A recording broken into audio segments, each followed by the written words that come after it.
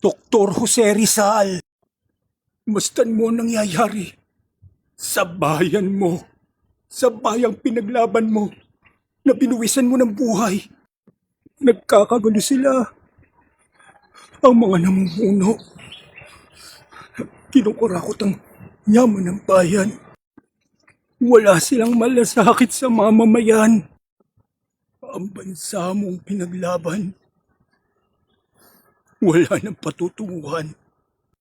Nasayang na ba ang iyong pinaglaban? Ang pagbubuhis mo ng buhay?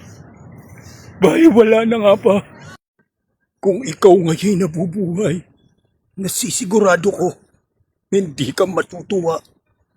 Manghihinayang ka kung bakit mo pa binuwis ang sarili mong buhay kung ganito lamang ang mangyayari sa bansang iyong pinaglaban.